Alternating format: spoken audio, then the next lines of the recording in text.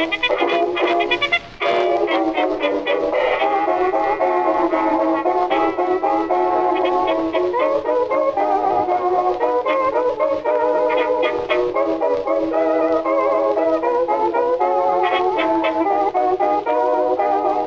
to Orphaned Entertainment, the podcast dedicated to public domain and abandoned media.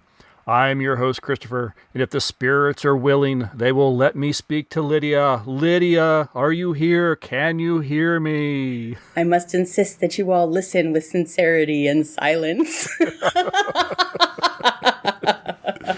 I can hear you, but it's so loud. There's some noise. It's interfering with the spirits. Excellent. Well, glad you are here, Lydia. Me too.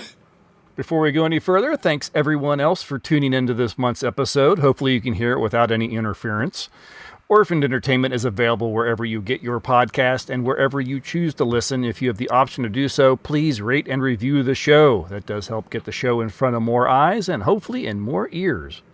Another great way to help is just by sharing the episode you're listening to on whatever social media platforms you use. You can follow the link in the show notes to all our social media sites, as well as find our YouTube channel, where you can watch many of the films we have covered here on the show. If you'd like to email us with any comments, suggestions, or feedback on this or any episode, please type a recorded message and send it to orphanedentertainment@gmail.com. Let's listen to an Ellery Queen 1-minute mystery and a promo for another podcast. And when we return, we'll gaze into our crystal balls to see what happens in Darkened Rooms. Ellery Queen's Minute Mysteries.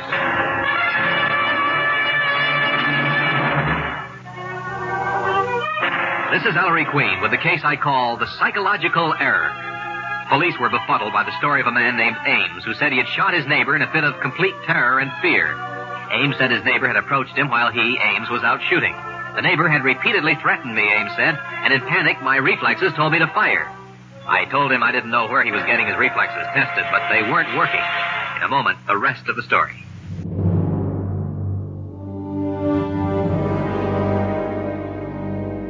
C-3PO, Loki, Mace Windu, Dr. Bruce Banner, Captain Rex, Venom, Princess Leia, Jean Grey, Darth Maul, Nick Fury, Grand Moff Tarkin, Captain America, Lando Calrissian, Cyclops. What do all these characters have in common? Well, 2 of them were played by Samuel L. Jackson. A couple of them were played by Hammer Films veterans Peter Cushing and Christopher Lee. Come on, guys. You know this. Well, of course we do, Jessica. Just like Mickey Mouse and Captain Jack Sparrow, they're all now Disney characters. Hello, I'm Tracy of the Disney Indiana podcast, and my co-host Scott and I enjoy talking about all aspects of the House of Mouse, and that includes their newest properties, Marvel and LucasArts. We also talk about Disney resorts, the cruise line, theme parks, and whatever else Mickey has to offer.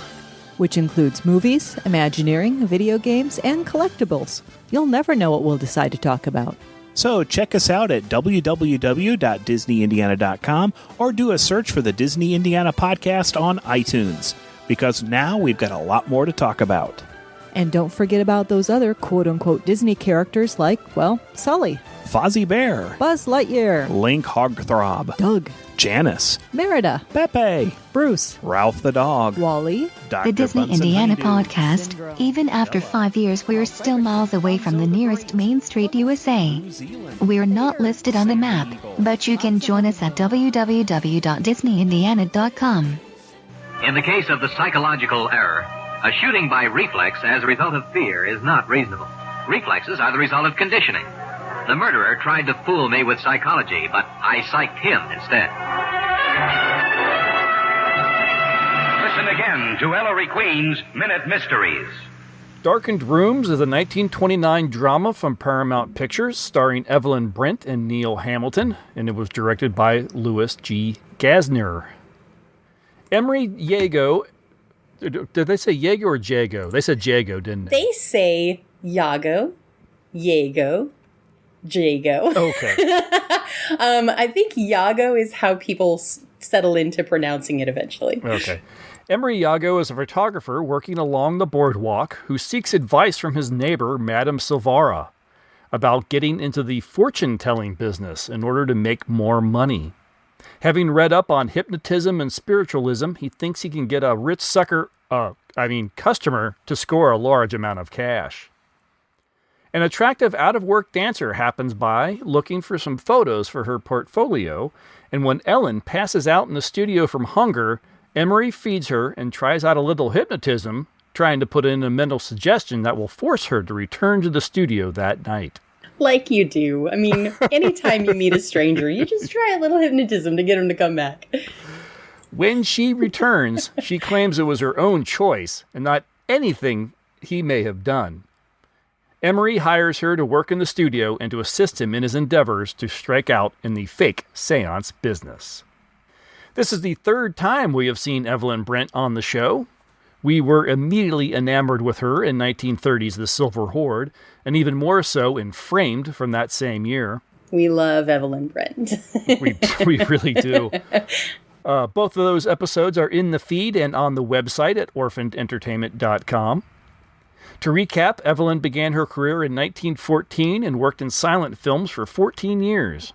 Sadly, most of her silent work are considered lost films. She transitions to talkies in 1928 and works steadily into her last appearance at 1950's Again Pioneers before retiring from acting. This is the third time we've seen Neil Hamilton as well.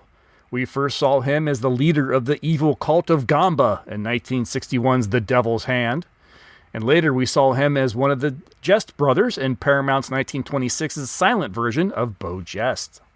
And in case you guys forgot, this is also Commissioner Gordon of Batman fame, but of course much, much, much younger and very good looking. Very much. Yeah, he's a handsome, tall, handsome fellow in this film. He is. Neil came up working in stock theater companies before getting his big break in 1923's The White Rose. He worked with Paramount Pictures in the 1920s and MGM in the 30s, and in a 1970 interview for the book Whatever Happened To, Hamilton said that he was effectively blackballed from A-list work in the early 40s after insulting a studio executive. I don't doubt that. The way Hollywood worked in the 40s, I imagine if you got on the wrong side of somebody, that could easily end your career. Yeah, I mean, who of us hasn't lost a job because we laughed at the wrong moment? It was not till television that that Neil Hamilton was able to get a new beginning. From 1948 to 1953, he hosted Hollywood Screen Test, a talent show that was the first regularly broadcast television series produced by ABC. Hollywood Screen Test sought to give exposure to up-and-coming actors who were looking for their big break. The actors would be picked to guest star on the show, then they'd have their half-hour scenes of dialogue with more well-known stage and screen actors. I really like that idea, actually. I think that's kind of cool.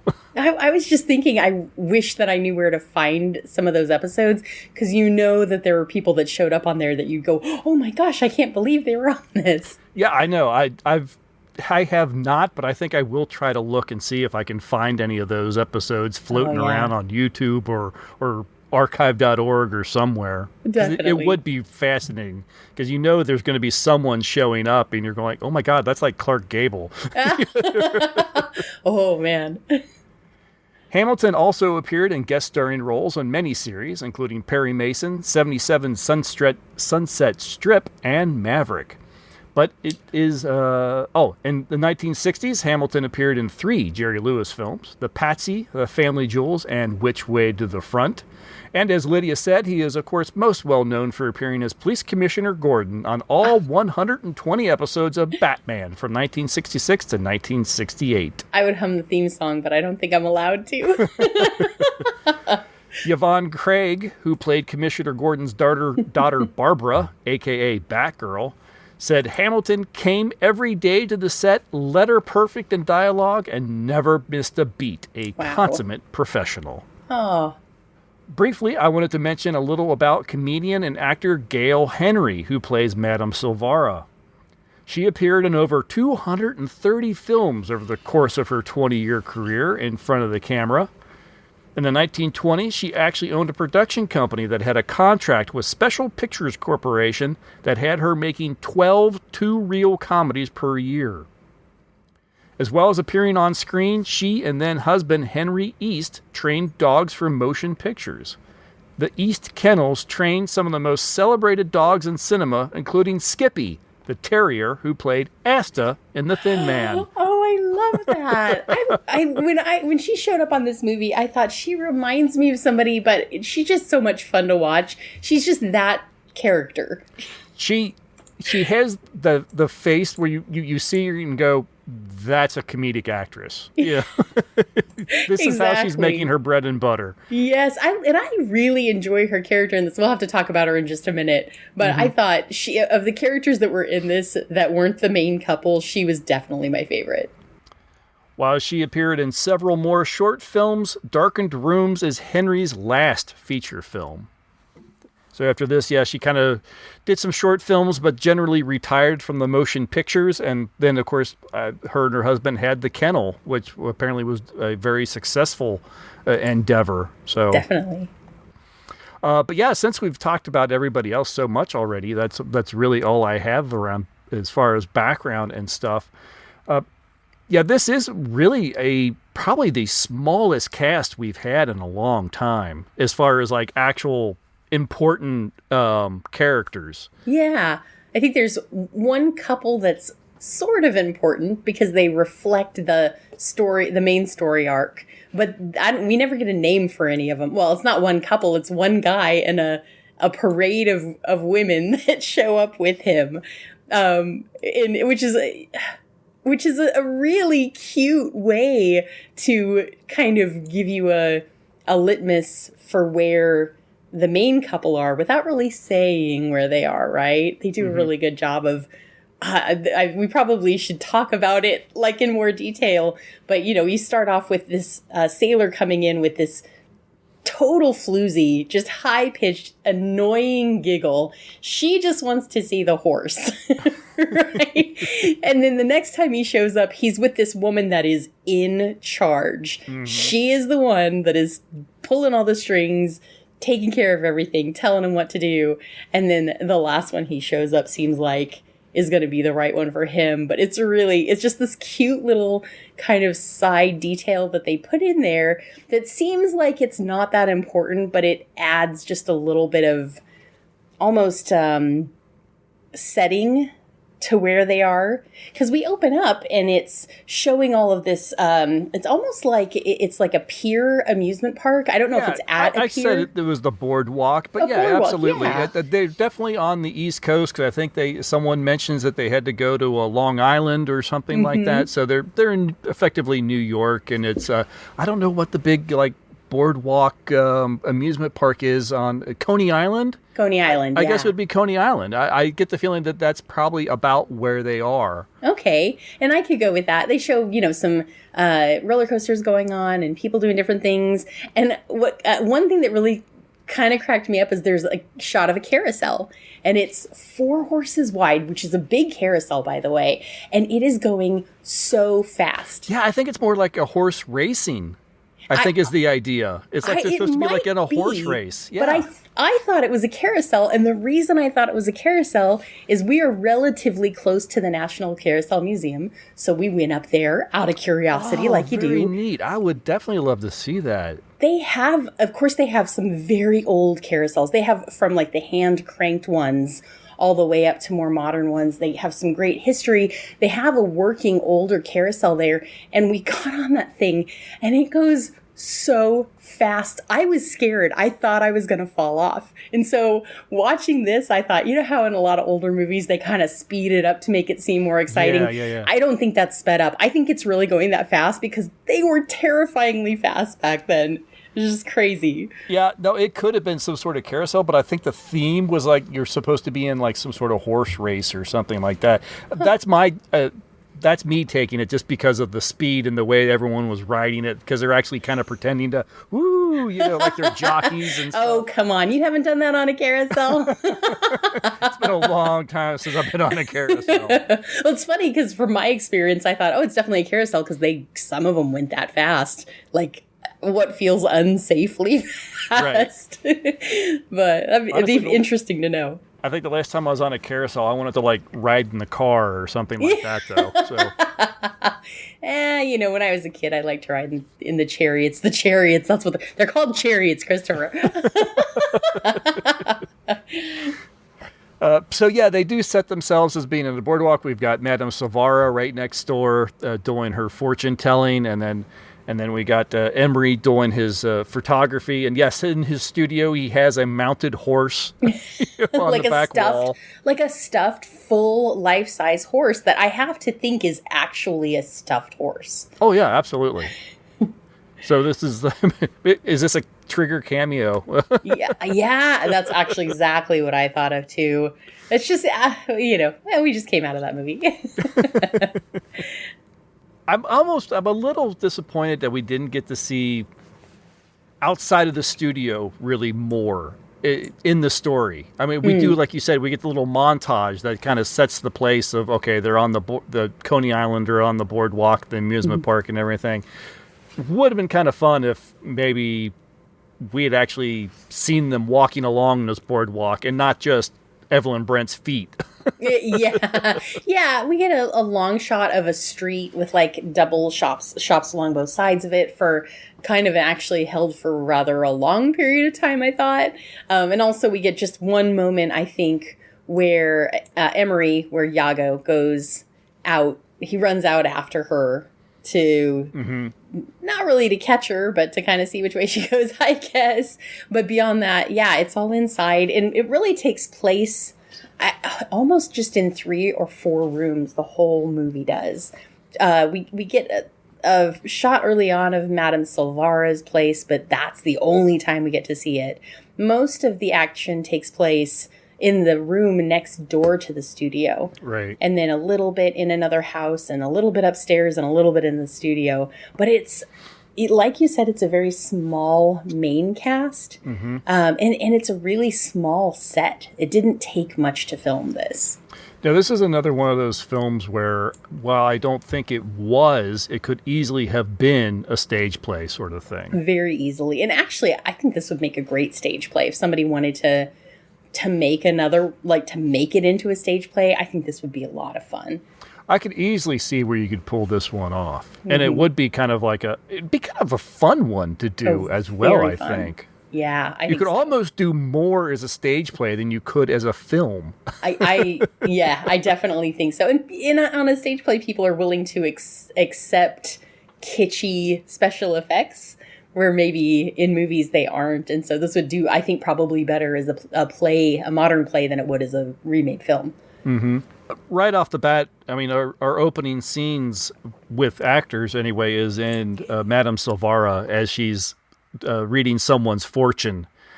And she gets disrupted by someone, I think, actually breaking into her kitchen and knocking over her table.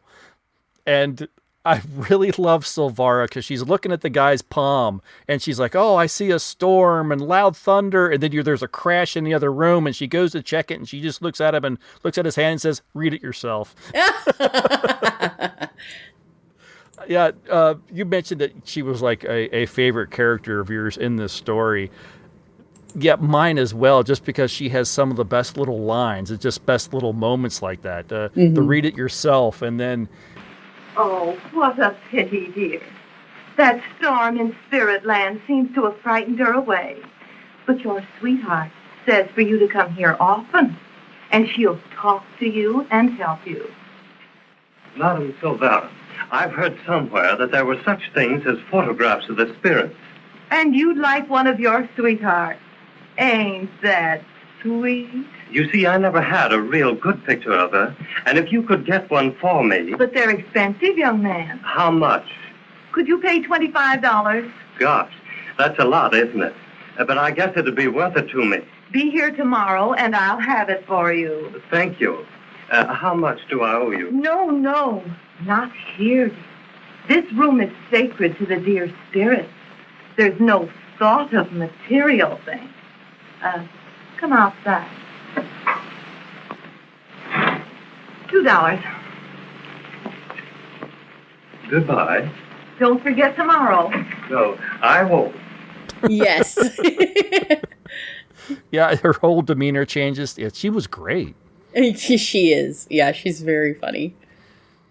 And she's also, if you watch her, she's also one of those actors that has like the really good the expressions Yes. to go along with everything. Yeah, when I first saw her, I thought for a second she was maybe the same lady that played the Wicked Witch in The Wizard of Oz. I could see they're that, if not. only because of the nose, maybe the Yeah. kind of oddly shaped nose, and Yeah, which was a false nose on the actress that did The Witch and the Wizard of Oz, but they have that like really narrow facial structure, and they have that kind of not squeaky voice exactly. It's not obnoxious, but I love that about her too, that there are times when she sounds, oh dearie, and she sounds very nasally, and then when she's telling them about the plan to go talk to the other people, she's just totally normal. So it's almost like she's putting on this image of herself even before she ever puts on the image of Madame Silvara.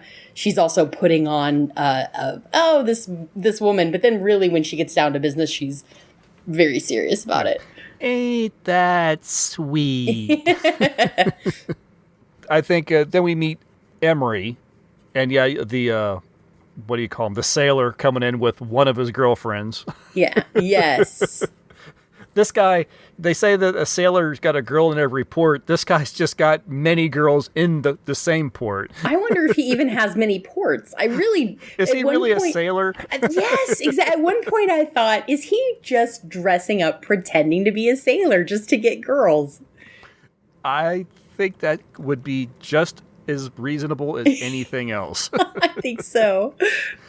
And I guess that's about when Evelyn shows up. And again, when Evelyn Brent shows up, and I know I've said it probably repeatedly on the last two films that we've watched here, she just, to me, has such a naturalness about her. Mm-hmm.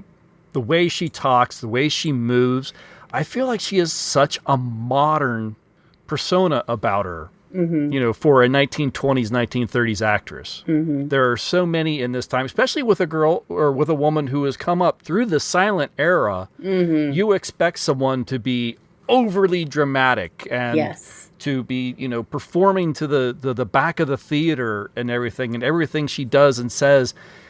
But she's just very much she's here, she's just this person, and it just so happens there's cameras rolling. Yes. Yeah. Yeah, she's very natural. Like it's hard to say enough good things about her. I think she's one of the few people that I think it's a real shame that people age and die because I think she would be such an interesting person to talk to just meet with. Of course, I'm sure she has. It would more even than just saying, "Oh, what was Hollywood like back then?" She as herself seems like just a captivating person. And I actually was it's funny, going into this movie, I really thought that Neil Hamilton, and I didn't recognize him at first, I didn't think he was going to be a good enough to carry a scene with her. I thought he's a little bit, like he's fine, right? Mm-hmm. But he's not. Evelyn Brent to me is like a real actor. She's solid. She's just one of those. There are a few people out there that you're like, this is a person that can carry a scene opposite anybody. But you always kind of worry a little bit that the person that she's opposite will maybe mess it up. And it's not so much that I thought this guy's not going to be able to act. It was more he's this kind of flighty guy. And he is, when we watched The Silver Horde, can't remember his name, but the actor opposite her really, like, I felt like he was solid and could really move forward. He presented as like a kind of tough, solid person. And coming into this, Iago's not like that.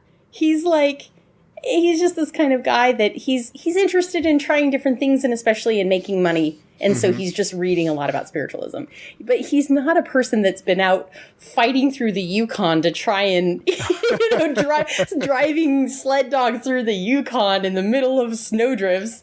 You're kind of like, but what works with that, what happens with that is he his purpose isn't to be the strong man opposite her strong woman. He is supposed to be a flighty character. He's supposed to be somebody that actually really needs somebody to look after him. Like, he's doing okay on his own, but he really could actually use an assistant. When he says that, I thought, sure you do, buddy. But really, he could use an assistant, and she turns out to be the person that helps him. Like, you kind of get the idea that she's helping him get this whole photography studio more on track and doing better and more productive. And so, you know, even though he brings her on because she's an actress and because he has this specific role in mind for her, she really is the perfect partner for him, not just because she can act and pretend like she's being possessed by spirits, but because she actually has a solid head on her shoulders. She's the one that thinks ahead and can tell him, hey, I got a bad feeling about this. And so even though it feels like at first, yeah, this guy and this girl may not be a good match for each other, it turns out that actually because he really needs her, it seems like they become a good match for each other. It's an interesting dynamic. Very much. As far as Neil Hamilton's acting, I think there are moments where I think he does really well, you know, against Evelyn Brent. And there's other times where I feel like he feels more like the, you know, 1920s actor or the early 1930s actor, where the way he speaks and everything, it almost reminds me more of like Dwight Fry before he goes crazy in Dracula. And, well, when I walked in and saw this, I thought I was in the wrong place. You know, yeah, that sort of thing. Just the way he carries some of his lines. You know, there's moments where I think he does really well. And you're right. If I didn't know it was him, if I didn't know it was Commissioner Gordon, I don't know that I would recognize him, except there's just a few moments when just the way he says certain words or something like that, it flicks on that little bit of familiarity. Yeah. Like, boy, he sounds familiar. I wonder who that guy is. And I'd look him up and go, oh, that's Commissioner Gordon. I feel like there's one scene that proves the opposite of what you're saying. There's a scene where we haven't even talked about Joyce and Billy yet. Joyce is the Clayton daughter, the famous Claytons, the very wealthy Claytons that they decide to fleece. Well, that he decides to fleece. And she has a fiance or a boyfriend who died in a plane crash, and she's currently dating Billy. Billy. Oh, I want to talk about Billy. And there's a scene where we have Emery and Billy, Iago and Billy, alone together. And it's the only scene where they're talking just to each other and there's nobody else in the room. And it's the Bechdel test of scenes. It's not. It's the inverse of Bechdel tests. But but you have Billy, who is, I think, the quintessential 1920s actor. He's very much no, Joyce, don't go in there. It's not safe. Yeah. And when you put him up against Neil Hamilton feels a bit more natural. Now, I also think probably people really talked a bit like that back then. Like, we don't really get a good handle on it, especially when we watch modern historical films. They don't talk the way people really talked back then. And we don't write letters the way people wrote letters back then. We don't even write letters anymore at all. But we don't write emails the way people wrote letters back then. We just don't communicate the same way. And so that, I think, to me, makes Evelyn Brent all the more interesting. Almost like she was... I swear she was a time traveler. She just... I really feel like she's a late 20th century woman that somehow got transported back to the early 1920s. Yeah, she really does present that way. But I think that it makes her stand out more than it makes other actors feel awkward or strange in the movie. Mm-hmm. I think they just, even when you were talking about Gail Henry, she also kind of has this cadence that's a little old-fashioned.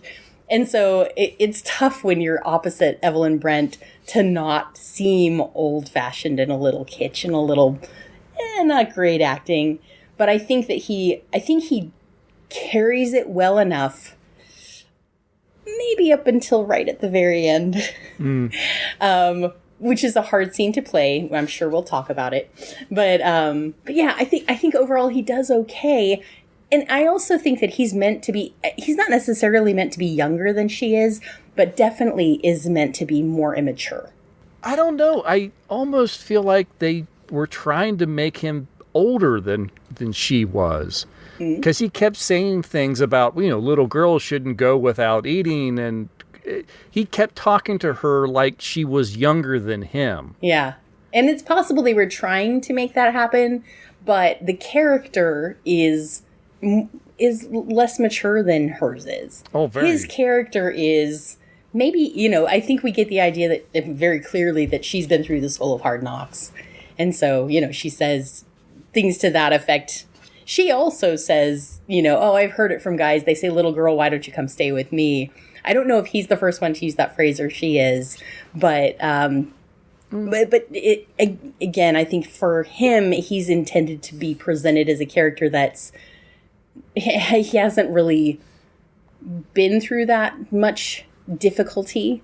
Right. But he just wants to grasp whatever he can without thinking through the consequences.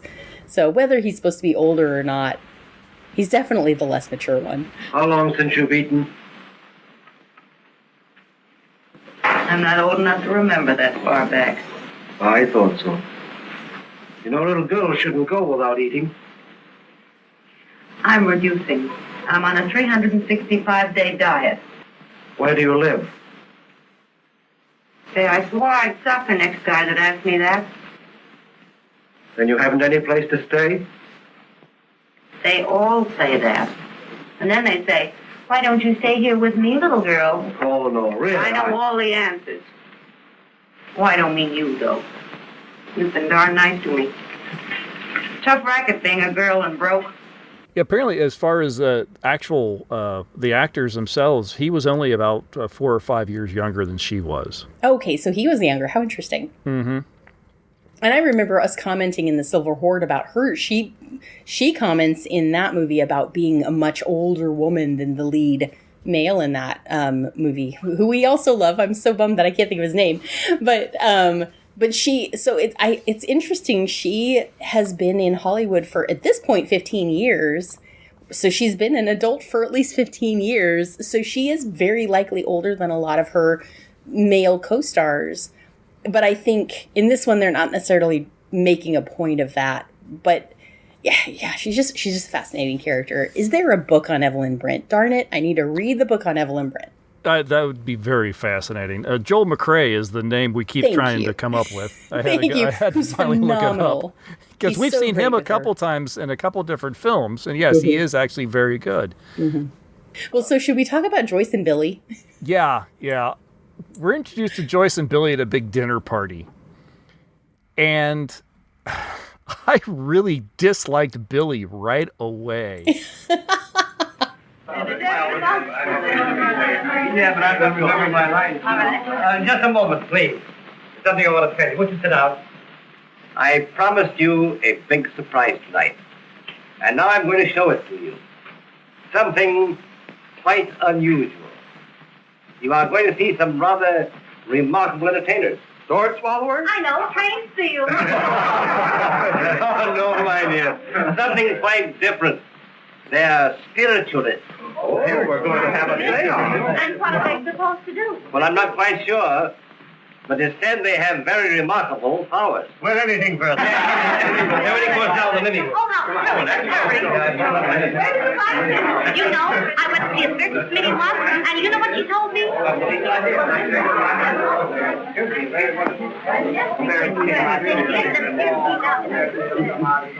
Poor Daddy. He has the strangest ideas of entertainment. I wish we could run away, just by ourselves. Oh, we couldn't. And besides, the seance may be fun. Well, I'm not so sure. It may depress you, dear. Oh, I don't think so. I'm not depressed much these days. I know. You can't help thinking about it sometimes. Well, sometimes. But it's getting further away. And when we're married, I know it will be all gone. Oh, I love you so much, darling. I'm going to make you so happy. You'll see. Really happy. You know that, don't you? Oh, I do know it, Billy, darling. But you think about it sometimes, huh? It's like, Well, yeah, because you keep bringing it up, Billy. Well, I mean, he is the jealous boyfriend. Jealous of her late fiance or boyfriend or whatever it was. But yeah, I couldn't believe how, she's like, no, I'm fine. Really? Are you fine because your boyfriend died? Okay, this is very funny, and it's also a little bit familiar. No, my boyfriend didn't die before you guys all get concerned for me. Thank you. But this is a little bit where I feel like Billy is very clearly a product of this era, and Ellen is way, way ahead of it. Evelyn Brent. Ellen is Evelyn Brent's character, by the way. I didn't just call her the wrong name. But if you talk to elderly people, I would say, they're a lot more likely to say something like that. And I have one person in particular in mind who may or may not be a relative. Hi, Dad. And who's really likely to say something like, I'm really worried that you're going to be upset because somebody's going to remind you of your cat that died. And you're like, you literally just did it. I know you're being concerned for me, but you didn't have to say that. And I think that Billy is doing that. I think he's like, I mean, to be fair, he's reading from a script, right? Right. The writers are working very hard to make sure you know all the really important things about the story, so you don't get all this is as a little bit of exposition. I understand. It is. But I also think there's a little bit of, again, just product of the times. Depending on who you're talking to, they might actually say something like that. That's all I can imagine is life with Billy. It's like, oh, I'm having a great time. It's nice that you're having such a good time, being that you're a widow. Yes, exactly. Well, I wouldn't want you to feel lonely now that your husband died. Wow. Thanks, Billy. That's so kind of you. Yeah, life with Billy, I think, would be terrible. He is overbearing. Part of that is he behaves, he acts.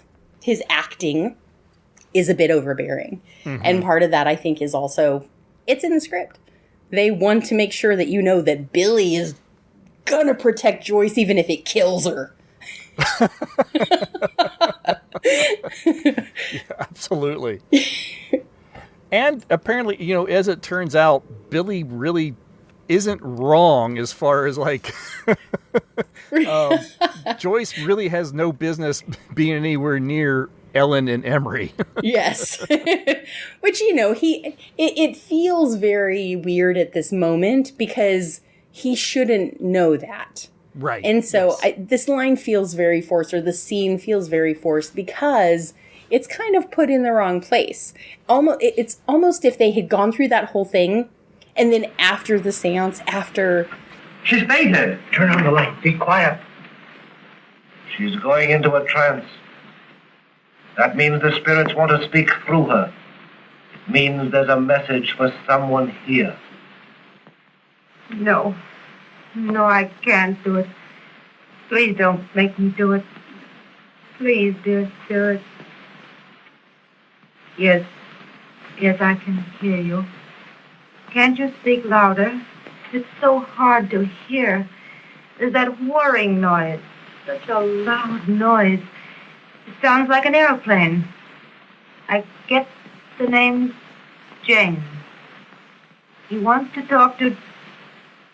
No, it isn't Jane, but something like that. It begins with a J. Yes, he's going to spell it out for you. Thank you, dear spirit. J-O-Y.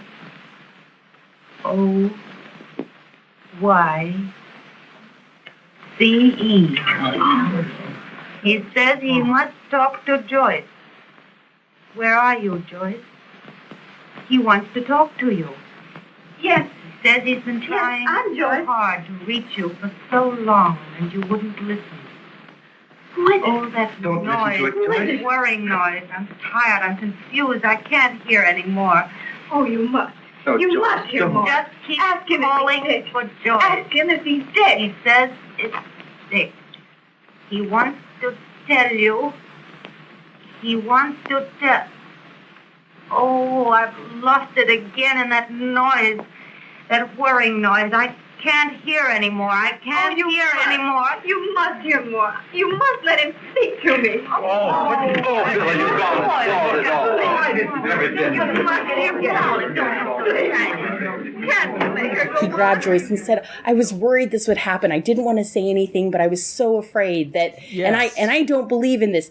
That would have been the right time to have this scene. But since it comes before anything bad happens to Joyce, it feels just out of place. Because it is. It's at the wrong timing. Yeah, no, very much. Yeah, you could have easily worked that stuff in, and we could have learned about her late fiance through the seance, and then a few lines afterwards, like you were just saying, with Billy adding a little bit of exposition. But we find out before because of the newspaper clippings. There are paper good clippings. Point. That's true. Yeah, and so it's really an unnecessary scene. The only thing that it does is establish Billy as Joyce's current love interest, but they could have done that a different way. And so it's unfortunate phrasing, it's unfortunate lines, it's unfortunate timing. It just needed a little tweaking. Mm-hmm. Now, the whole kind of basis of this film, is that Emery and Ellen have studied newspaper clippings and information that was provided to them by Madame Silvara about this woman. As spiritualists did at the time. Yes, this is very much right out of the headlines of the day. Spiritualism was very popular in the 1920s and the 1930s. Yes. And around this time, there's people like Harry Houdini going around and debunking all these spiritualists and mediums and explaining how they did this sort of stuff. And this is exactly the kind of stuff that he was saying, no, they aren't getting messages from the other side. They read the newspaper. Up. Yeah, yes. There's a really good book somebody recommended to me a couple months ago called The Shabti. It's Shabti, and I highly recommend it, especially if you like this era. It takes place in the late 1920s, early 30s, and it's all about a former spiritualist. His job is he goes around debunking things, has a little twist in it, not going to tell you what it is, but highly recommend it. Loved The Shabti. Go read it. It's great. But all of the things that he's talking about are like kind of covered in that book. So at the very, very beginning, Madame Silvara has a customer that is talking to her and says, oh, hey, I heard something about being able to get photos of spirits. His sweetheart died and he wants a photo of her. And so the way that Ellen and Madame Silvara and Iago all kind of get together is he's going to take a picture of Madame Silvara with this ghostly girl in the background. And he hires Ellen to do that and swathes her in this white linen. Yeah, sheer fabric. Linen is exactly what they used, actually. But there are fascinating things that they would do. Like they would regurgitate ectoplasm, which we thought came from Ghostbusters. Nope, guess what? They were using that term in the 1920s. And they would, like, have it come out of their mouths.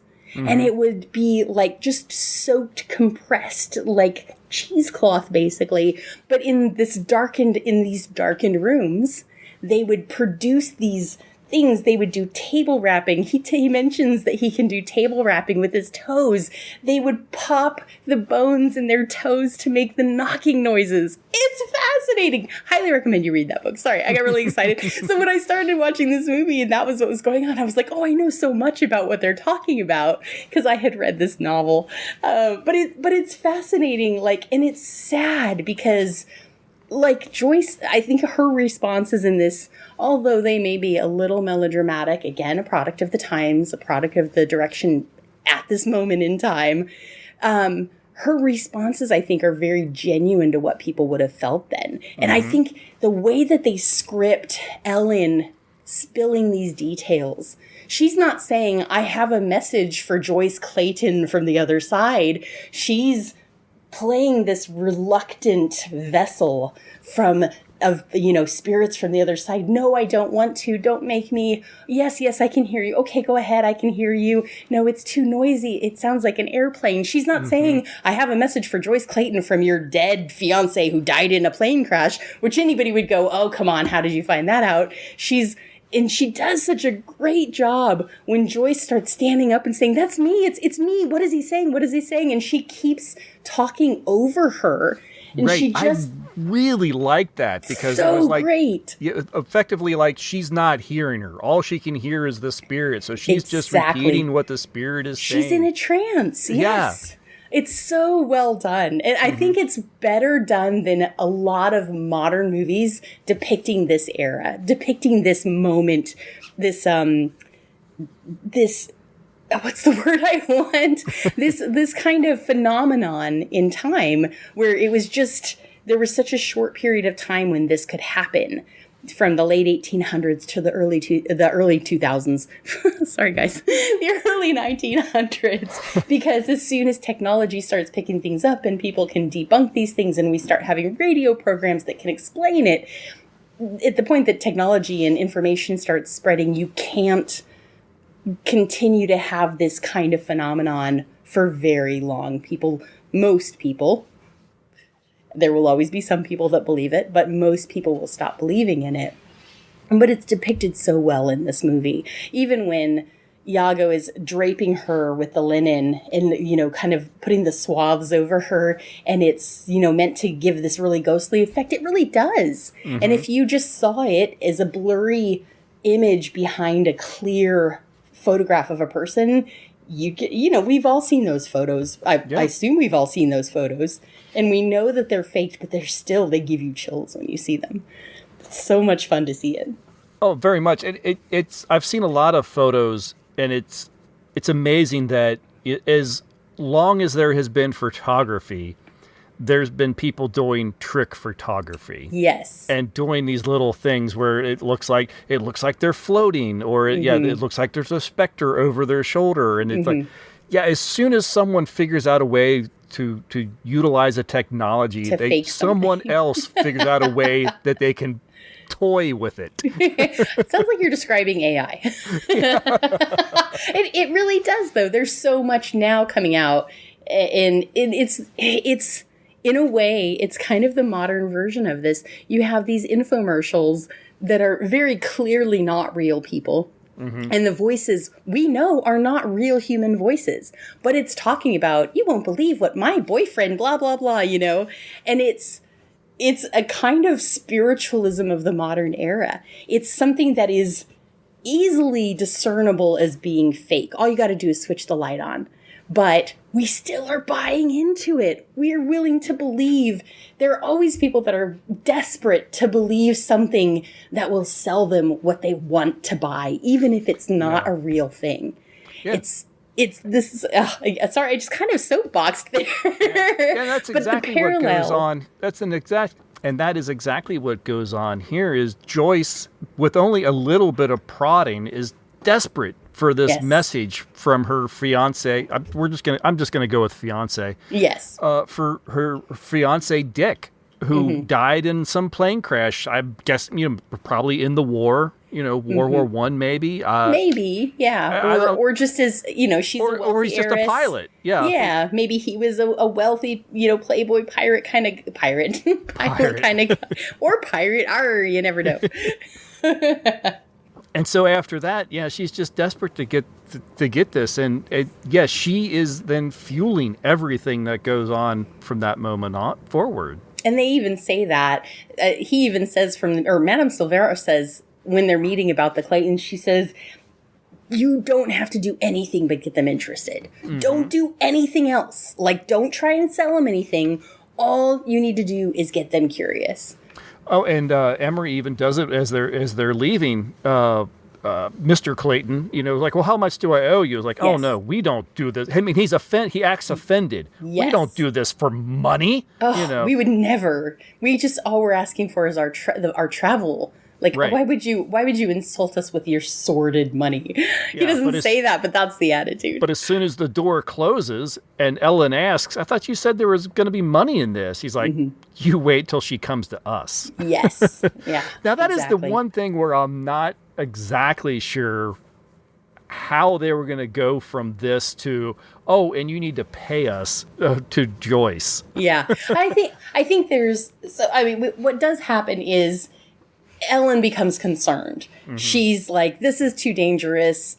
Obviously, we've got this boyfriend, Billy, who is already kind of onto us, or at least suspicious, and I don't want you to end up in jail, and I sure as heck don't want to go to jail, so I'm not going to help you anymore. And I kind of think that if she had continued to work with Iago, he had kind of a plan for that, right? For one thing, I feel like in this context, a woman is going to trust another woman who is saying, oh no, there's danger. You need to, he's telling you that it's dangerous. You need to trust your money to somebody that can care for it for you. And then it could have naturally led into, oh, you'd like us to care for your money? Well, we can do that. Of course, we're your friends. We're just trying to help you out here. But when Ellen walks away from the situation, then Iago has to make something up. And what he makes up is extremely clumsy. I think it's too much. He just does too much too fast. And he does that because he feels the time pressure. Joyce is going to leave town, and he's like, I got to get the money now or I'll never get another chance. He gets fixated on this one thing instead of what the intelligent person would have done, would have said, you know what, this is a bad bet. I'm going to walk away from it and find another one. And he doesn't do that. He's just too immature to let it go. Right. That makes a little bit more sense, because yes, I wasn't sure how the natural progression of, oh, we don't do this for money, and oh, you want to hear more messages from your fiance Dick, you're gonna have to pay us. Right. That to me is just immediately the door slams. Yes. No, I'm not gonna be. Yeah, what do you mean? Yeah. And Joyce is suspicious when Iago makes his final, his desperate attempt. She says, oh, I'm not sure about this. This seems a little bit weird. Right. And I think that if he had continued to push her, probably at some point he would have ended up in jail. Mm-hmm. And so, Ellen to the rescue. Yeah, and Billy. Billy shows up again, the superhero Billy. Yeah, Billy does show up again. So there's a second meeting, and Joyce comes by herself, she thinks. And then a moment later, there's a pounding at the door, and Billy demands to be let in. Is Joyce here? I love the response. This is the scene where I feel like Neil Hamilton does a really good job, because even if his acting isn't shining, I feel like it's a well scripted scene and it makes a lot of sense.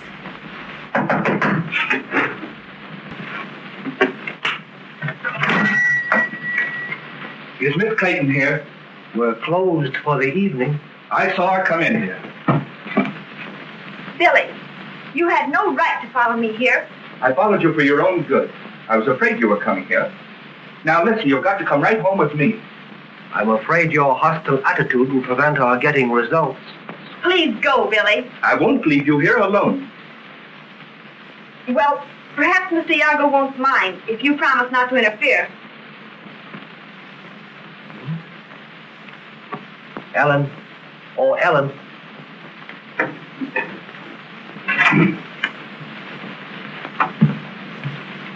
Oh, I'd like to speak to you alone for a minute, Mr. Iago. Sure. Now look here. I don't know what kind of a show you're going to put on here tonight. Hardly a show, Mr. Fox. Miss Clayton wishes to communicate with someone beyond the veil. We are trying to help her. That's all. Yes, I know all about that. But Miss Clayton's gone through a lot of trouble. You mustn't tell her anything that'll make her unhappy. Do you understand? We tell her nothing. The spirits speak through us. We're only their servants. Well, I don't want her upset. And if anything funny happens... They're waiting for us upstairs. And I feel like that's the scene between the two of them. It's definitely not like a key scene. I think nothing at all hinges on it. But that's the scene where I feel a little bit like if Ellen and Iago had carried through with this together, they really could have been a dynamic and terrifying pair of con artists. Oh, very She's much. got the brains and he's got the determination. Yeah, very much. And my apologies, I kind of conflated two scenes into one. That's okay. And it made you kind of have to jump back. I forgot That's all about right. that middle scene Yeah. it was not connected to the final scene. Yeah. Yes, they are technically different. They all take place in the same place, though. I think that's where I was kind of a little bit confused. It does get a little confused. I mean, when you're going back and talking about it, in the moment it all makes sense and it's very linear progression, but going back and talking about it later, we have a whole period of time where where Iago refuses to talk to Ellen because she said, I'm not going to help you do this anymore. Mm-hmm. And so we have, who knows if it's hours or days or months. We aren't told, but we know that Iago is still obsessed with, it's really funny too, because I forget how she phrases it, but essentially he's obsessed with getting that Clayton girl. Mm-hmm. And it's like, what did she ever do to you? Right. She was rich, darn her. Yeah, you hit on something right there. Is the amount of time that passes between any moment in this film is a little difficult to grasp. Mm-hmm. Even right from the beginning where Emery wants to hire Ellen, he sets her up for the photo, and then, the screen fades, and when it comes back, apparently time has passed. Mm-hmm. It could be a night, it could be a month, it could be 6 months. Yeah. Really have no idea, but Ellen is now integrated. She's part of the photography shop. She comes in, she's like, oh, you up? Okay, I'll start breakfast. And she knows who, she's very friendly with Madame Silvara. Okay, so well, I guess this is later. Yeah, this is definitely a film that needs a calendar flipping or something. And I actually wasn't bothered by that. There are little verbal cues to let you know some time has passed. Like Madame Silvara says, like, how's it been going? Mm-hmm. And you're like, okay, I mean, being a native English speaker, I understand that means there's been some time that's passed. You've been doing this for a little while, and then you have the one night of Ellen and Iago going to the Clayton's house, and that all happens. And then at some point, and we assume it's not the next night, Joyce comes over, and I'm not even convinced this is the first time she's come to the studio. It seems that, and I could be, just not remembering it super clearly. I watched it twice, not 12 times. But it almost, there's a moment in there where I almost felt like this might not be the first time she's come. It seems like they've been kind of having these meetings maybe a couple of times.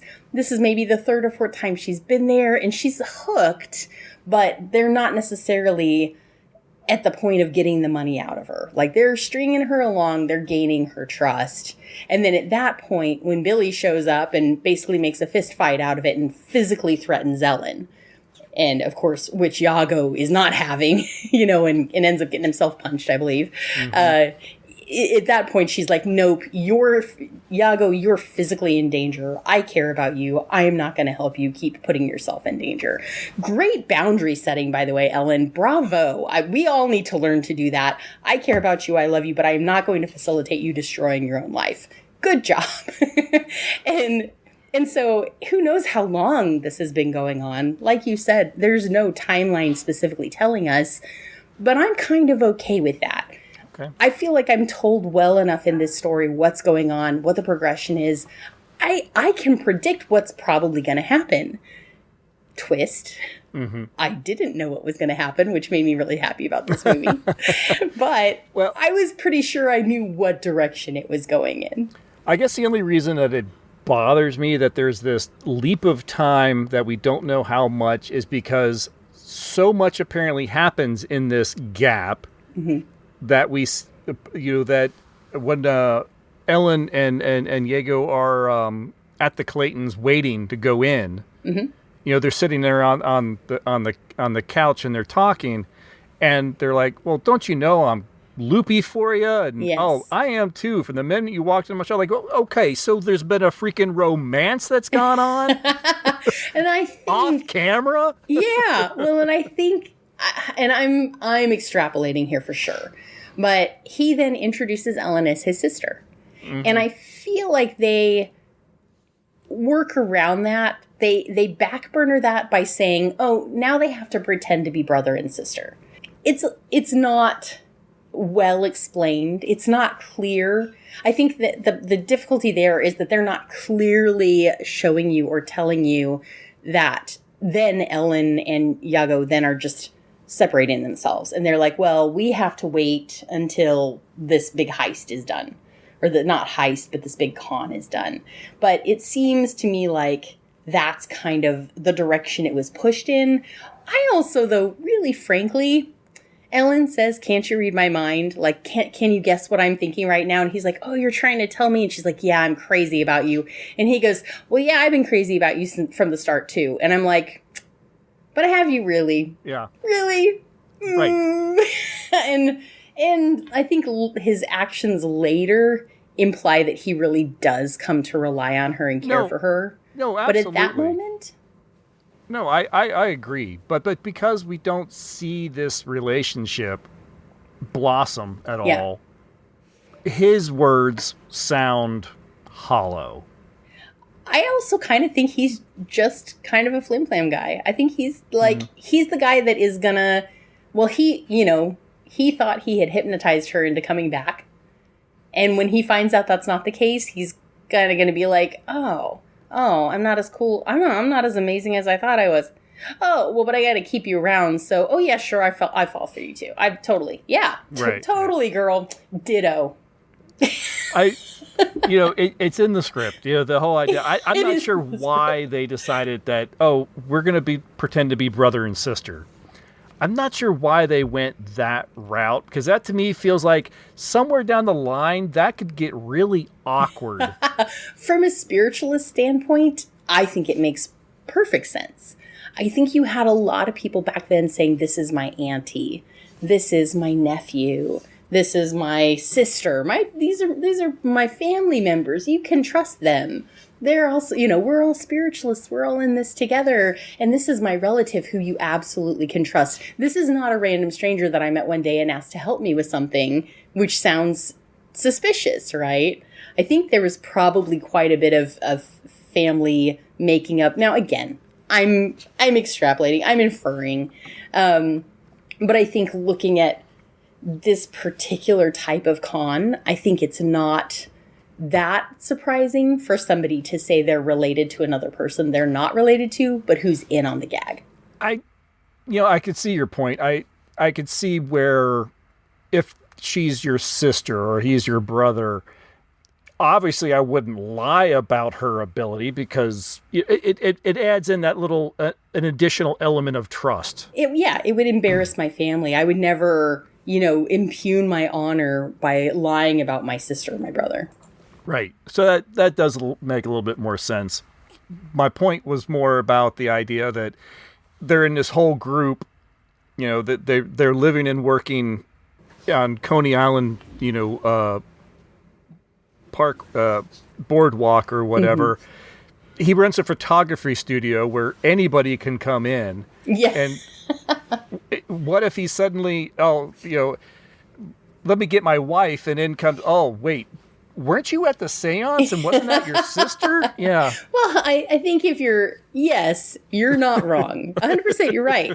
But I think that he's thinking by the time that we're that far down the road, I've got the 10,000 and I'm gone. Yeah. Yeah. Yeah. We'll be in Florida somewhere or California. I'm not convinced he intends to take her with him at the beginning. I'm really not. I think he sees that she's, potentially a really good actress. He needs an assistant. He already knows he needs to have a girl for this photo. She's here. Yeah, she's here. So keep her hanging on as long as he can. Maybe he doesn't ever intend to cut her in on the money. That definitely happened. There definitely are people that we know from the beginning, that Madame Silvara is not telling the truth, because she's going to charge this guy $25. By the way, $25 back then was like $500 today. Yeah, that's good money. It's good money. And so she's going to charge this guy $25. But when Iago asks, how much are you charging him? She says, oh, not $1. It's all out of the goodness of my heart. He just wants a picture of his sweetie. Mm-hmm. And he's like, well, since you're so kind and wouldn't charge him for that, I'll do it for free. And she's like, what do you want? They know none of them are really fully trustworthy. Certainly not the two of them. So again, we talk about these movies after we've watched them a couple of times. We speculate a lot because we can't interview the writers anymore. And this is a period of time where they're cranking out dozens of movies a week or a month. And honestly, if they thought that in depth about it, it's kind of an anomaly. It's a little bit unusual for them to think that hard about it. So more likely somebody is either just making up a fun story, or they're saying, oh yeah, I went to a seance once and this is what it was like. And you're getting a little bit of personal experience, but most of all, they're wanting to tell something entertaining. Right. Yeah, this is a film that someone's going to, put down their 5 cents for. They're going to watch it, and they're going to leave. And maybe they'll tell their friends a little bit about this movie and that that handsome Neil Hamilton or whatever. Yes. But yeah, there's not podcasts, there's not radio shows. You might see a little blurb in a newspaper if a critic went and saw it. Yes. But yeah, they're not. They weren't designed to be examined. No, they never in a million years thought that there'd be a couple of people 100 years later sitting here picking it apart scene by scene. It's entertainment, and it is entertaining. Do we want to give away the big ending, or do we want to leave it at a dun dun dun? Find out by watching this film yourself today at your local cinema. Just click on Orphan Entertainment on YouTube. It's up to you. I feel like the ending kind of comes a little bit out of left field. I like that it's not maybe what you, like as you said, it's not what you were expecting. It's not the direction that you think this film is going. Well, so let's leave it up to the listener. So if you've already watched this movie and you want to go ahead and explore the end of it with us, just keep listening. And if you don't, then Christopher will drop a timestamp here so you can skip to the rating and not get the movie given away. But honestly, I think you should just go watch the movie right now and then come back and listen to the rest of it. Yes, if you've got an hour, you've already probably listened to us as long as it would have taken you to watch the film. If you haven't watched it yet, what are you doing? You're probably driving. That's okay. Don't watch movies and drive. Be safe. No, good call. All right, so yes, we can talk about the ending. Yeah, Ellen hatches a really great plan to try to turn Emery off of the idea of spiritualism. Yes. Yeah, because he's just in it for the money. He's, from the beginning, just intended to find a really rich Mark and get a lot of money out of him. And so it's not like he's invested in it. They are making decent money through the photography studio. He doesn't have to be doing the spiritualism thing. He just has this bee in his bonnet about it. Gosh, is that... I'm just using a whole bunch of old-fashioned phrases today. And he just won't let it go. And so Ellen decides to protect him from himself. And she gets someone she must have worked with on vaudeville or something, some performance in the past, an actor or a comedian, impressionist. An impersonator, I think he says he is.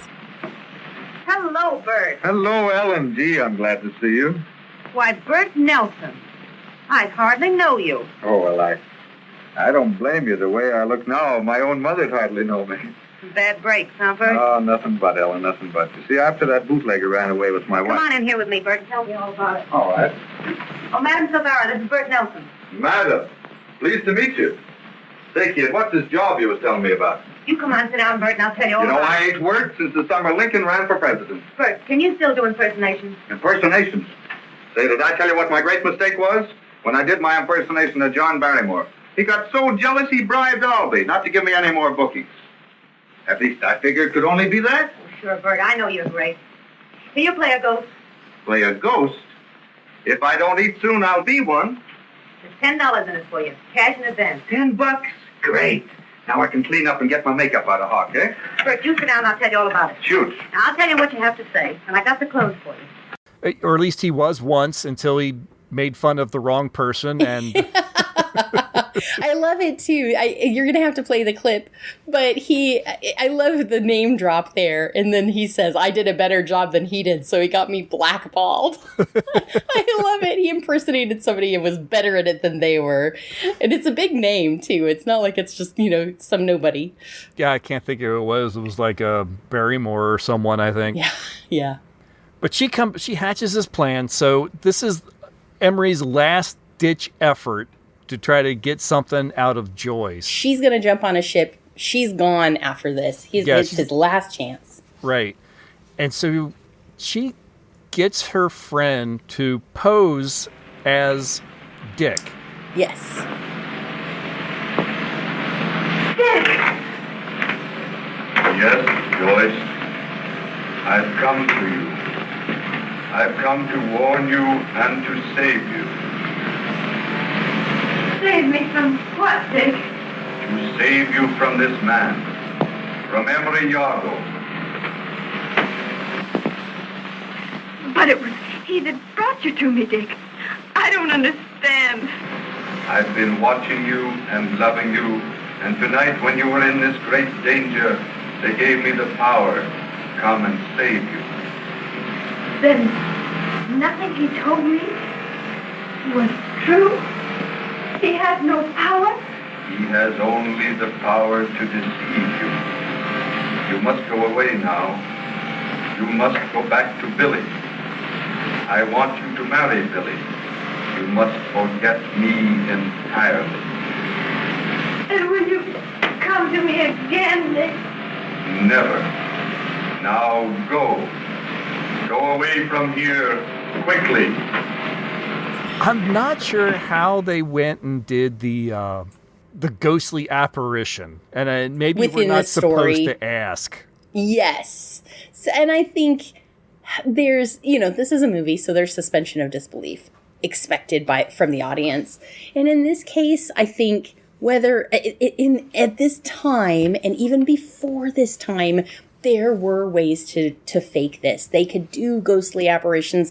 Often it was done with steam and a projector with mirrors and reflected light, things like that. There were spiritualists who would produce this kind of effect. And so I think we're expected to believe that the reason that Joyce has bought into it. She believes in all this stuff. Iago produces spiritual writing on a slate. If you guys want to find out how to do that, there's oh my gosh, there's a great series by J.K. Charles that covers it. It's the Sins of the City series. I think it's the second book of that series. It's another great spiritualist book. You can also read the Shabti, but they talk about how they would get this writing to show up on slates. It's fascinating, so interesting, really, really, really crooked, super crooked. Well, Emery's isn't all that creative. It's awful. It's literally a letter that says, "Dear Joyce, entrust this man with a lot of money. Yours truly, Dick." I mean, it's so bad. He doesn't really make it appear. He has a blank slate, which he holds under the table. And then the whole time, it's very obvious to us, the audience, that he's got another slate on his lap. Yes, which was something that it was one way to do it. More often, they would have the writing appear by spraying a solution on it. I expect that was a little more complicated to do on film. It was funnier maybe just to have him do the swap. Yes, the letter, which somehow he was able to reproduce Dick's handwriting, or Joyce was just so overcome that any handwriting would have both are looked very, just very like possible. him. Yeah, she just so wanted it to be his. Yeah. Yeah, exactly. And that's when the apparition then appears at the top of the stairs. Well, actually, the noise starts first. Yes. There's a weird, strange droning noise, which honestly, I was wondering if it was like, is this just an artifact in the film? Yeah. So because earlier in the first seance, Joyce says it's so noisy, like the propellers of a plane is what it's supposed to be. And so we're supposed to believe that they are supposed to believe that, oh, this is the sound of a propeller. Right. But as far as you don't know what it is at first when you're watching the movie. And if you're sitting in the movie theater in 1929 and watching it and this noise, maybe your mind immediately goes to that's something in the movie. Mm-hmm. When you're watching a movie that's nearly 100 years old and that noise happens, I think, oh, the sprockets are slipping in the camera. Fair enough. Yeah, it's definitely an unidentifiable noise to us today, for sure. We see Ellen upstairs with a vacuum cleaner on a table. That's what's making the noise vibrating into the floor. Yes. Yeah. Yeah, that was great. Yeah, so they do this whole thing, and it, of course, upon telling Joyce, don't trust this man, flee spelled Flea, No, it's Bing Crosby and Bob Hope. But yeah, she does. She leaves. She's like, okay, done. I don't think we even see her leave. I think it just cuts over to Ellen using the vacuum, and then we're gone. And then Iago comes in. Very shocked Emery. Yes. Emery Iago is just standing there like, what the hell did I just see? Yes. And so from there, we get our happy ending. Iago says, you won't believe what just, Ellen, you won't believe what just happened. I can't believe it. I'm in shock, And she's like, oh, wow, yeah, so I guess you're going to quit now. And he's like, you better believe it. This is crazy. Yeah, I thought this was all bunk, but no, I'm messing with things no one should be messing with. Yeah, and this is where it falls apart. This is a man who has books and books about how to fleece people with spiritualism. Mm-hmm. And he doesn't stop and go, wait a minute. Yeah. And in his response, it's in the script, right? It's such a clever way to do it. It's also a little bit clumsy. I think this is one of those things where if you read this in a book, you would believe it. But it's a little hard to swallow in film because, for one thing, we're watching a film. We're watching the actual technology that they would have been using to project this guy up onto the wall, at least as far as I could tell, right?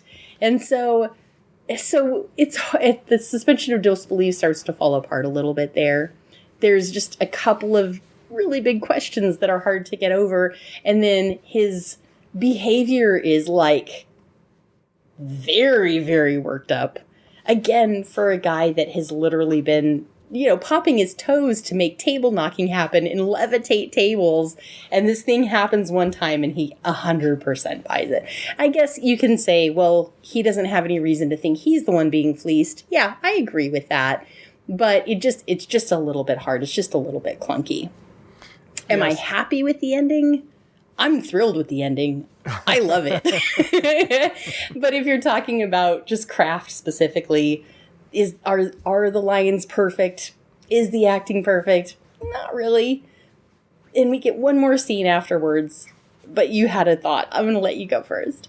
Pretty much going to agree with you. It is a little clunky, but it is very much out of left field, and it also happens all rather quickly. Mm-hmm. It's you go through the whole film, and it's Emery, and he's kind of come up with this idea, and it's this whole it's like Ocean's 11 sort of thing, for like yes. 45 minutes of the film, and how are we going to do it, and then it's not going to go right, and okay, this is my last chance, and like okay, you're moving, and then it's like, and this happens. Like, yeah. Wait, what? Yeah. I agree. It happens a little quick. I am really happy with it. We do get one more scene at the end of it where this is all kind of, I guess they happen back to back. Somebody comes in. It's our sailor friend again, and he has this petite little señorita with him. She rolls her R's every time she says any word. And they want to get their photo together because it wasn't enough for him to tattoo her picture on his chest. And so which you're is like, still tender. Yeah, and this is it. He's gone to the trouble of tattooing her face on his chest. This is the girl for him. They're going to end up together. Iago comes out and they set up the photo. You get the little couple there on the chair and you see Ellen and Iago reaching across, kind of touching each other's hands. She just hands him stuff without him asking for it. You get this perfect image of she is just the right partner for him. She's going to support him. He now sees how helpful she is, sees her value. They hold hands and they say, okay, hold still for the photo. And that's the end. And it's so cute. Yes. It's just so cute. I love it. I find it fun that you think that this sailor has finally found the girl. I'm thinking, yeah, for this week. I'm still thinking... He tattooed her face. I mean, and he's saying, ouch, it's still tender. He tattooed her face on his chest. It's true love, Christopher. At least it's true marriage and maybe an uncomfortable divorce in a couple of decades. Probably not, though, because she might be Catholic and they don't do divorce. No, well, true. All right. I just think it's adorable because he can see so much that the first two girls are not right for the sailor. And now he's like, he just seems so enamored with her. I just think it's adorable. It's possible. I'd like to think that both couples at the end of this film are finally found their life mates. And I think that's what it's meant to portray. I think you're meant to see they're taking this picture of this other couple, but they're actually a reflection of where their relationship is now. And it's been a reflection of their relationship through the whole thing. I feel like there's some real thought put into it and it like more than normal for little side characters. It's not just the drunk on the side of the road saying, hey, you two look cute together. You should get married. Right. What? It's a little more subtle. It's a little more thought out. Well, should we get to ratings then? Yes, let's go to ratings. Okay. As always, I think Evelyn Brent is the true standout of the film. This is the third film we've seen her in, and every time I think we have said that she is the best thing about the movie. Yes. I think that holds true for this. She has just such an amazing quality. It struck me while watching her this time. I don't know if you've ever seen Lucille Ball do a more dramatic role. I never have. There's some films I've seen, or even maybe even at times when she's doing, I don't know if you really would see it much in like I Love Lucy, but Lucille Ball has, when she's doing, I'll call it a more dramatic role, but you can always tell that there's just that right underneath the surface, there's a little bit of humor. Mm-hmm. And I feel like Evelyn Brent kind of carries that same persona or whatever. There's especially moments like Barbara Streisand, or not Barbara Streisand, like Barbara Stanwyck. Okay. The moments, especially when she first comes in and she'd passed out and she's awake, she's drinking the coffee and she's trying to figure out exactly what Diego's game is. Yes. And he's like, oh, I've heard that before. She's being serious, but underneath it was just a little bit of humor. And it's like, she really struck me as like, wow, I feel like this is like, what Lucille Ball would have been had Lucille Ball had been, 30 years early or something like that. Mm-hmm. Very much the same sort of, just the way she carries herself. Interesting. I am still not entirely convinced about Neil Hamilton. Like I said, I think there are moments, and then depending on the scene, that he's better than others. There is definitely other actors in the film that are the 1920s, 1930s. The first guy in Madame Savary, like, oh, I'd love to get a picture of my spiritual girlfriend. How much would that be? $25. My, that is a lot, isn't it? It's a bit part, but yes, you're not wrong. I think it's a fine film. It's a good film. It's not a bad film, but it's not one that really just, I'm going to scream and tell someone that they need to run out and watch. Okay. I think this is a very solid 3 for me.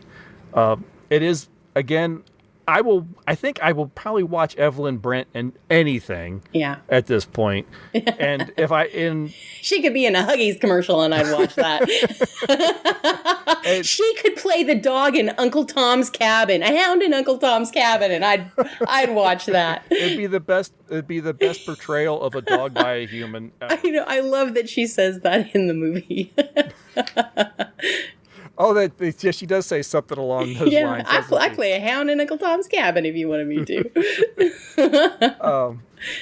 But yeah, I think this is definitely a solid middle of the road kind of film for me. Mm-hmm. So you're to 3. Yeah, I'm a 3. Okay. You're wrong. No, it's not that you're wrong. I so much enjoyed this movie, and maybe I enjoyed it more than I should have, but the flow of this movie is spot on. It starts off with this kind of kitschy side character, but we don't get hung up in her. They don't throw a whole bunch of Madame Silvara scenes in there just to get the sideshow act in there and do a couple of giggles. They don't throw in laughs just to try and get you to laugh, even though it doesn't make any sense with the story. Yes, there is some rough acting in this movie as a product of the time, I think. And also, darn it, sometimes it's in the script. Sometimes the only answer to why did they say that, why did they do that, is because it's in the script. And there are some definite it's in the script moments in this movie. We definitely talked about the bit at the beginning where we first meet Joyce and Billy, that being the standout moment probably. But as the pacing is concerned, as the interactions between the characters are concerned, it stays focused on, from the very beginning, there's this guy, he's got this idea, he wants to run a con on some rich people, and the movie sticks with that. It really strongly adheres to the purpose behind this movie happening. This whole story is because of this. We don't get derailed. He doesn't abandon the idea of fleecing a rich person halfway through for some other thing, and we're like, where did that come from? This movie is not necessarily a stellar film because it's a stellar film. I think it's a stellar story. I think that the way this is written, the progression, the character introductions, the size of the characters, the cast, the main cast in this is perfect. They don't have a bunch of extraneous characters, and you're not left going, wait, they said they talked to a police officer, but where was the police officer? So they have it's just a tight story. It's put together so well, and you get this twist at the end that you just aren't looking for.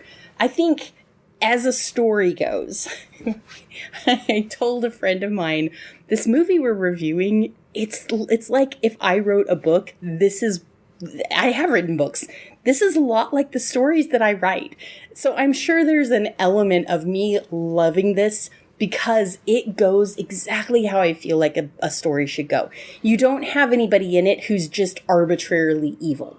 You don't have anybody in it that is just, kicking puppies because you have to make the point that they're an evil person. You don't have anybody throwing, a cloak up in front of their face and drifting off the scene or anything like that. You have people with real motives in it. Even if the dialogue isn't the best, even if the acting isn't the best, this whole story completely works for me. I'm struggling to think of any part of it where I'm just like, nah, I don't buy that. I think the one part where that struggles a little bit for me is at the end, where Iago doesn't question at all this sudden appearance of the spirit. But I also think that if it were written out, I mentioned earlier, I think if this were in a book and they could explain the motivations and the thoughts behind the characters, I think it's totally viable. I agree with you. This is not the best film out there. I can't give it 5 Ophels. I want to, because this is probably one of the more enjoyable films that we have watched in the last recent period of time. I think I'm having a hard time thinking of a movie we watched recently that I enjoyed the story more. There are other movies that I've enjoyed the acting more, not, excluding Evelyn Brent, of course, because she's just stellar. There are aspects of other movies that I've enjoyed more, but just as a story goes, as completely a satisfying story where the whole arc takes me through this progression and ends up with not only with a little bit of a twist, but I'm so happy we get characters that get together at the end, not because something horrible happens and one of them has to rescue the other one, but because it's just a person saving the other person from themselves. I love that. It makes me so happy. You don't have people at the end where you're like, wow, this guy's awful for this girl, or this girl's awful for this guy. It's kind of there's a genre out now, it's cozy mysteries. You don't have maybe people being slaughtered violently. This whole cozy genre phenomenon that's going on. This movie is that. It's a cozy romance. By the way, you'll see a couple of listings where this is listed as a mystery. This is not a mystery. So if you're watching a movie and you're expecting it to be a mystery, don't be disappointed. Just be aware this is not a mystery. But I'm super happy with it. For me, it's a strong 4 Othels. There are a couple of things about it that aren't great, but I feel like the story is so good. It's so solid that it deserves that extra bump. There are other movies we watched that they're fine. I enjoyed them. They were good, but I don't feel like I want to go back and reference this again. This is a movie I want to reference again. I really want to give it 5 Othels, but from a film, from a cinematography standpoint, even from a scripting standpoint, I really can't. So I'm very happy with 4 stars for this one. I'm happy you're happy with 3, or Othels. I'm happy you're happy with 3. It's just a little bit higher for me. Actually, it's more than a little bit higher for me, but I also have to acknowledge that it's not a 5 Othel film. It's not okay. Rain. No, fair. It's fair enough. And I would maybe agree with you if they're just... Where I don't want extraneous stuff, like I don't need scenes with Mr. Clayton talking with Joyce and forbidding him to go to see the spiritualist or whatever. Or I don't need additional scenes of Billy, trying to convince Joyce that this is all fake. I don't need that kind of stuff. But if you're gonna make the idea that Ellen and Emery have had, some sort of blossoming affection for each other or whatever, and it's going to play an important role in the end of the film, that she's going to go to the trouble of trying to save him from himself, as you said. And if you're going to make that element that important in the story, I want to see some of that in the story. I want to see some of that in the film. I don't want that to go and the 6 months that we've been together, we're madly in love. Wait, what? What do you mean? Yeah. No, and I think that if they were trying to sell it off as they had always been madly in love, I would have a real problem with the story. But I see it as, at the end, as Iago coming around to see how much he values Ellen. I don't feel like he's felt that way through the whole movie. And maybe that's my perception being different than yours. I don't feel like when he says, "Oh yeah, I've been crazy about you too this whole time," I don't think he's being genuine. No. And I think if he were meant to be being genuine in that moment, I would really have a problem with this movie. During that passage of time, we also find out that, and what you were saying is, he maybe takes advantage or doesn't realize how much he relies on her, because even all the stuff she now knows how to do in the photography studio, we get a line when Ellen is talking with Madame Savary. Madame Savary says something along the lines about you're fitting in right, or something like that, and it's like, and Ellen says, "I do just about or I think it's actually Savary says, you do just about everything around here now." Yeah. Oh, okay. So that also takes place, in this gap that we don't of unspecified time. That maybe would have been nice to actually see, that Ellen is doing all this stuff and Emery isn't taking notice of how much that she's doing, or something. Or because of that, we're seeing the photography studio actually becoming more profitable. All that takes place off camera, in a gap of time that we really don't know how big it is. It, like I said, it could be weeks, it could be months. Well, don't know. Yeah. And that bothers me. If it's going to be that important for me to sell this relationship and to sell other aspects of the story, I feel like you need to explore that a little bit more. Yeah, I totally disagree. I just 100% disagree with you. I think that, I've cut myself on my, sorry. I think that if this movie lagged, if there were slow bits in this movie, if it was unclear that she has been providing all of this, extra work for him, basically taking care of him. If they didn't make the point that after Ellen refuses to keep helping him, he's just stomping around upstairs for days or weeks at a time, just neglecting everything else, basically throwing a man tantrum. Or any tantrum. It doesn't have to be a man's tantrum. I think that, if we had been left with big questions, and maybe you're saying that you are left with big questions, I feel like because there's no emotional progress on Iago's part, on Emery's part, I don't feel like we're missing those scenes. I feel like if there were emotional progress on his part, yes, we would need those scenes in there. We would need to see him seeing her taking care of the studio and going, I didn't really realize she does that much for me. Or after she tells him, I'm not gonna help you anymore. Him, if he then at that point was like, well, I really care about her and want her around after all. Yeah, we would need to see that scene. But right up to the point that he gets completely debunked, he is still just bound and determined that he can do this on his own. And so I understand what you're saying. I just disagree. I think probably part of it is just how you perceive their status throughout the film. If you think, oh, he's already fallen in love with her, yeah, it's very unsatisfying not to see those things. But if you're going through the whole movie thinking, well, she walks in and pretty much falls for him, and we know from the beginning that he did not hypnotize her. We as the audience know that, but we see her struggling internally, trying, he said, oh, you're going to come back to me. You're going to come back to me. I have so many comments I could make right now about that. But, but she struggles with it, and she comes back and she says, you were so nice to me and you fed me and I'm still hungry. But that's not really what motivates her, or most women, frankly, I don't think. But for her, this is not what motivates her. She's an intelligent person. She's smart enough to know when he's trying to hypnotize her and not to fall for it. And so for this whole, I think this whole progression is satisfied because I don't think he really falls for her until he kind of has no other place to turn, until he goes, oh, well, spirits are real. I'm like screwed and I'm scared now. And I'm just going to go back to my quiet life that I didn't appreciate before. And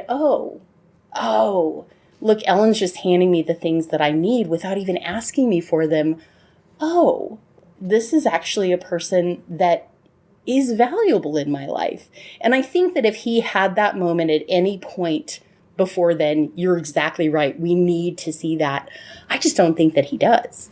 All right. Nope. Fair enough. So yeah, we will agree to disagree on this one. It's so unusual. So I hope you guys are enjoying this. We have gone so long on this relatively short film. It's not very long. I think we've talked about it way longer than the actual movie is. Yeah, it's only got a runtime of 66 minutes. But I also think it's a little bit fun for us to really disagree about things every once in a while. And I think at the core, we're not disagreeing. You're not saying this is the worst movie ever, and I'm saying it's the best movie ever. Right. And depending on what you're focused on, it's a better or worse movie. Really, it is. Mm-hmm. I'm probably being a little bit unfair because there are aspects of this that I am weighing heavier than the actual cinematography itself, and you're probably being a little unfair because this guy is just an emotionally unavailable guy, and I recognize that and you don't. So I'm just kidding. I'm just partially kidding. I'm just jealous of anyone that ends up with Evelyn Brent. That's what it boils down to. I'm not saying you're emotionally unavailable. I'm saying he is. But yeah, I mean, why not? Yeah, kill the guy. Get him out of there. No, don't kill him. All right. Well, that will be three oaths for me. On that note of murder from Lydia. On that note, I think we'll bring Darkened Rooms to a close, regardless of... Oh, you missed a huge opportunity. You should have said, I think we'll shut off the light on Darkened Rooms. Oh. But the rooms are already dark. Regardless of our difference of opinions on the film, it has been an absolute blast talking about it. Mm-hmm. It is. It always is. I can't think of a time that I've ever sat down to talk about a movie. I can think of times where I've sat down to talk about a movie and thought, I don't want to talk about this movie. But at the end, I always think that was so much fun talking about that movie. Yeah, exactly. We have watched a few films where it's just like, I didn't want to watch this film. I don't want to talk about this film. How do we even start? Gosh. This is the film that's going to end the show. Well, not this one. This one was entertaining. I think this was an enjoyable story. Again, if you are interested in spiritualism and the history of it, there are loads of books out there, and I can definitely recommend reading The Shabty. I thought it was so much fun.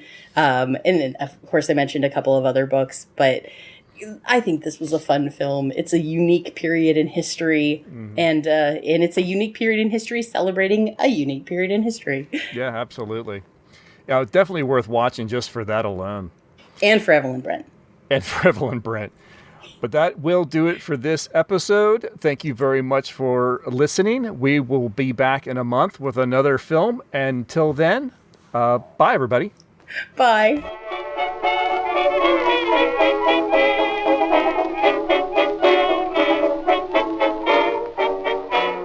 You said balls. Crystal balls.